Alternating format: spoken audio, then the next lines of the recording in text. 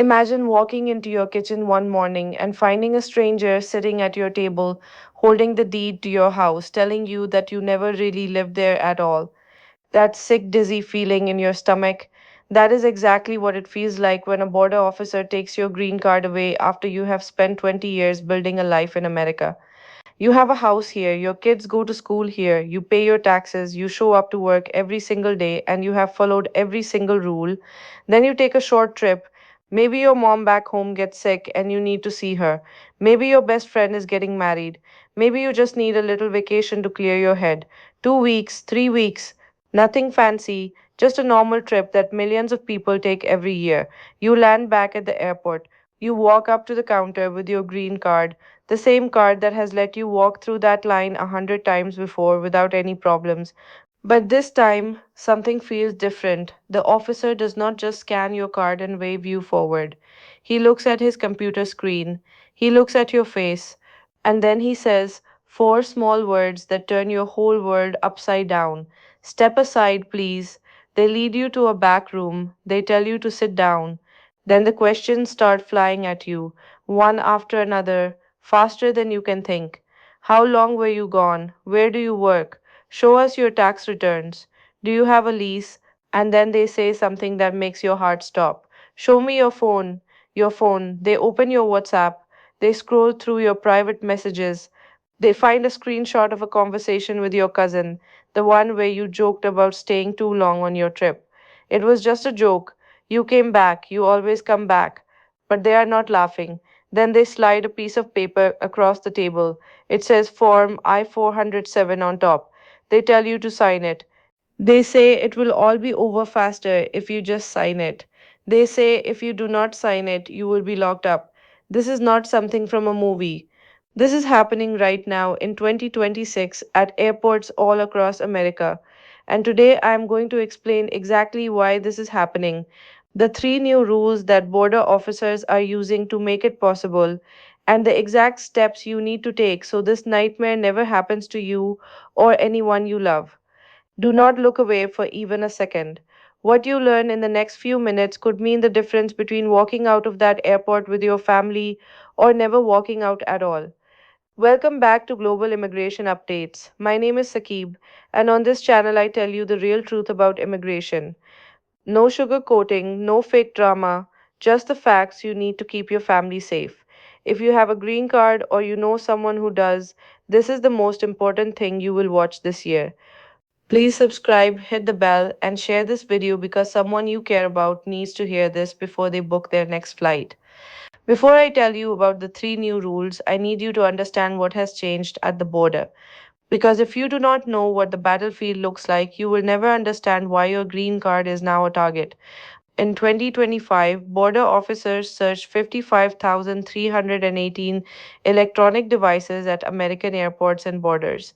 That is 17% more than the 47,047 searches they did in 2024. Let me help you understand how crazy that is. Back in 2016, they only searched about 19,000 devices. In 2025, that number almost tripled. And here is the part that should wake you up. The number of device searches done on American citizens jumped from 8,657 in 2023 to 13,590 in 2025. Think about that for a moment. If they are doing this to citizens, people who were born here, what do you think they are doing to green card holders? And it is not just phones they are going after. A man named Victor Elia, who is 66 years old and has been a green card holder for 58 years, was detained at the airport after visiting his own son, who serves in the United States Air Force. 58 years as a legal resident, and they still pulled him into a back room for more questioning. Another man named Maximo Londoño, a green card holder from the Philippines, was detained at Seattle Tacoma Airport after a normal vacation back home. He spent 3 months locked up in ICE custody, 3 whole months. A Korean green card holder named Tai Hong Kim was detained at San Francisco Airport and then moved to a detention center in Arizona, where he reportedly had to sleep in a chair with no bathroom or proper bed. These people are not criminals, they did not overstay anything, they had every legal right to be in this country. They were holding their green cards in their hands, and they were still ripped away from their lives at an airport counter. In 2026, under the current administration, border officers have been given more power, better digital tools, and a clear message from the top. Question everyone, trust no one, and if you have even a tiny doubt, detain them. So, what exactly changed? There are three new rules you need to know about, and I am going to walk you through each one.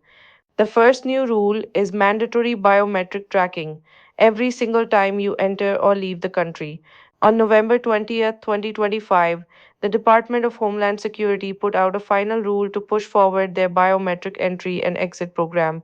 This rule started on December 26, 2025.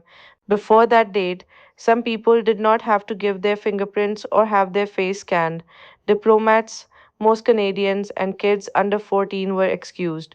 Those excuses are gone now. Starting December 26th, every single person who is not a citizen, including every single green card holder, must have their face scanned and fingerprints taken when they enter America and when they leave.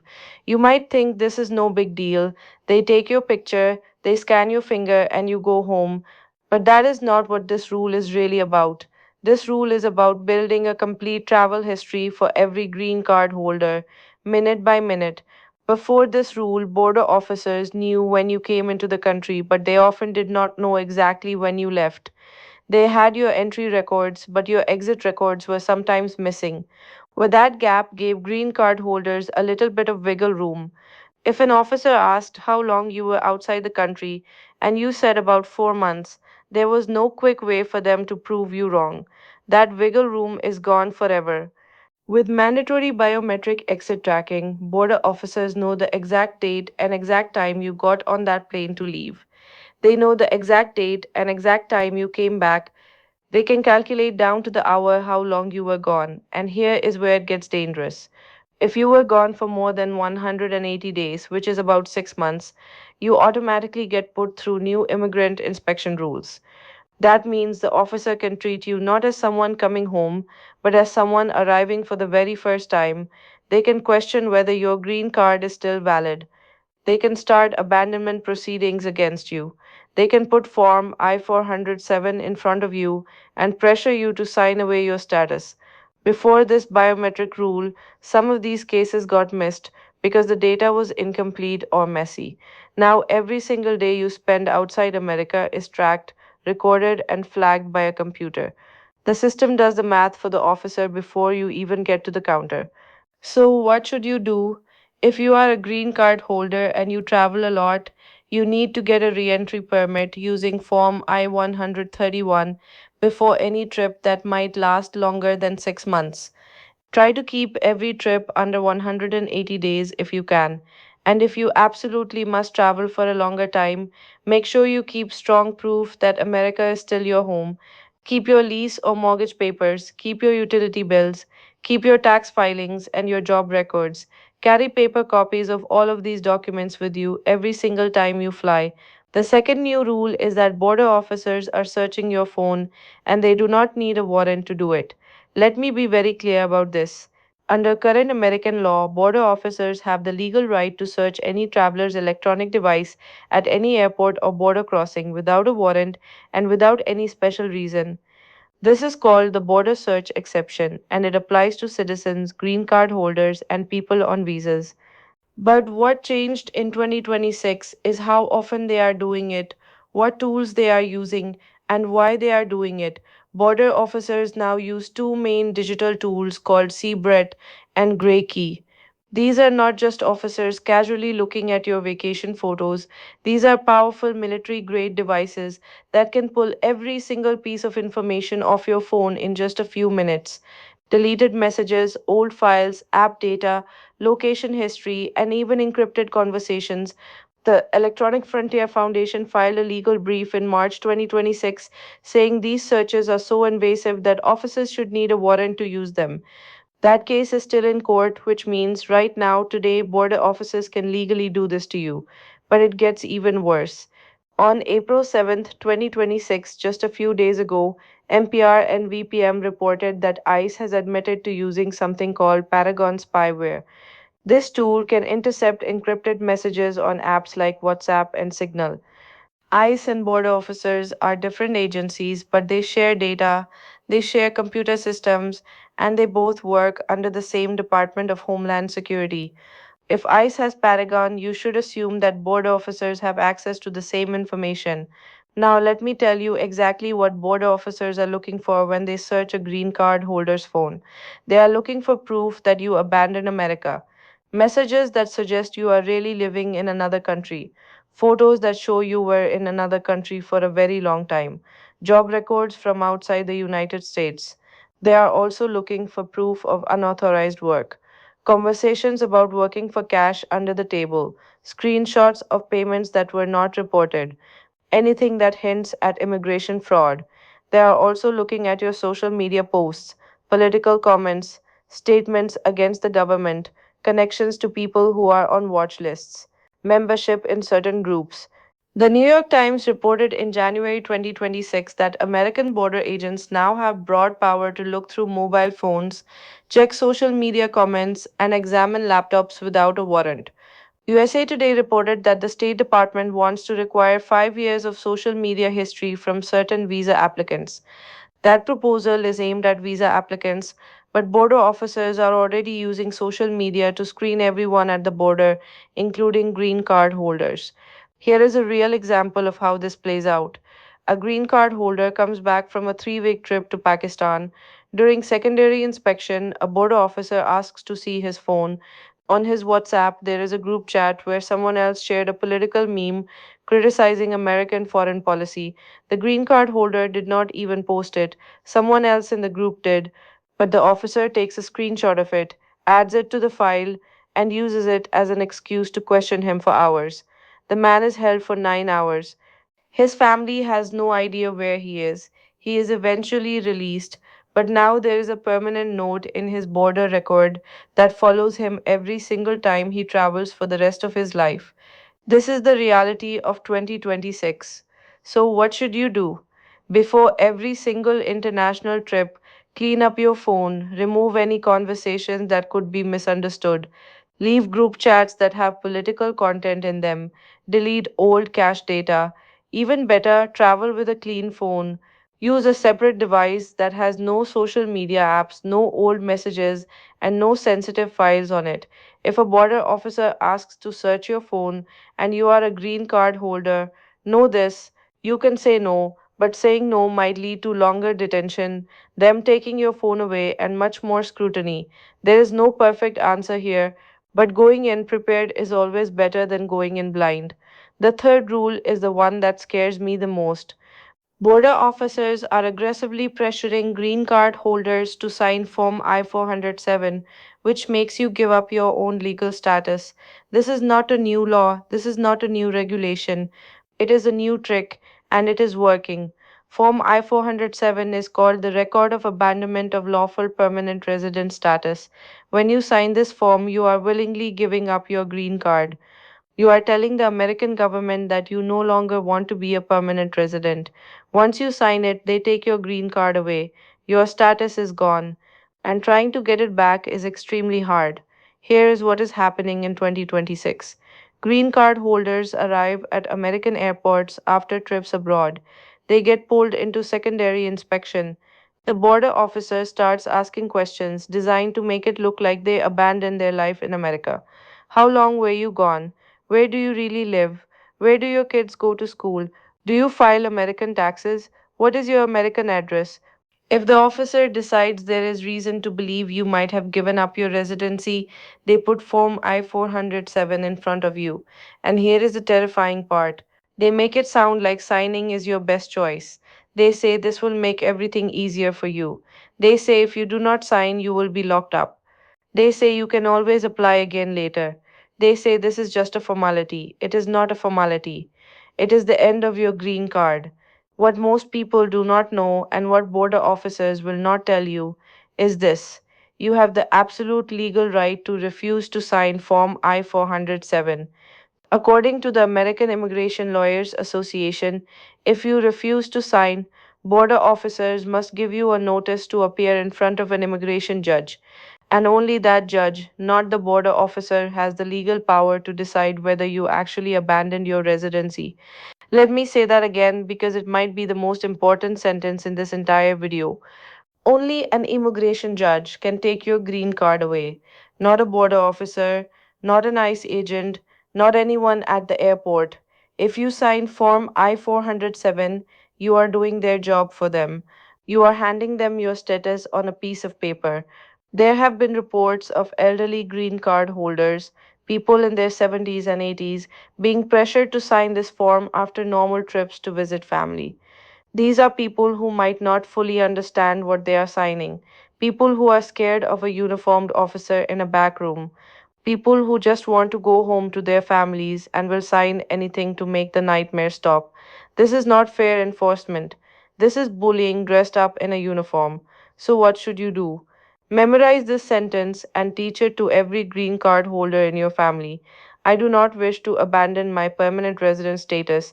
I refuse to sign Form I 407. I request to see an immigration judge. Say it calmly, say it clearly, say it one time, then do not say anything else until you have a lawyer with you. Write this sentence on a small card and keep it in your wallet right next to your green card. Give one to your parents. Give one to your husband or wife. Give one to every green card holder you know. Now, let me put this all together into a simple protection plan. These are 5 steps every green card holder must follow before their next flight. Step 1. Keep every trip under 180 days. If you cannot do that, file Form I 131 for a re entry permit before you leave. Do not gamble with the biometric exit system, it is watching you down to the exact hour. Step 2. Carry a travel folder with you every single time you fly. Inside that folder, put your American tax returns from the last 3 years, put your lease or mortgage statement, put your utility bills, put a letter from your job proving you still work there, put your bank statements showing activity in America, and put your re entry permit if you have one. If a border officer questions your ties to America, you open that folder and the whole conversation changes. Step 3. Travel with a clean phone. No political group chats on WhatsApp. No sensitive messages. No photos you would not want a federal officer looking at. If border officers search your device, the less they find, the less they can use against you. Step 4. Never sign Form I 407. I do not care what the officer tells you. I do not care how tired you are. I do not care how scared you are. Do not sign that form. Say the sentence. I do not wish to abandon my permanent resident status. I refuse to sign Form I 407. I request to see an immigration judge. Step 5. Have an immigration lawyer's phone number saved in your phone and memorized. If you are detained, you have the right to make a phone call. Use it. Call your lawyer. Call the ICE detainee hotline at 866 347 2423. Have your family check the ICE detainee locator website at locator.ice.gov. Do not try to talk your way out of this alone. I want to end by speaking directly to you.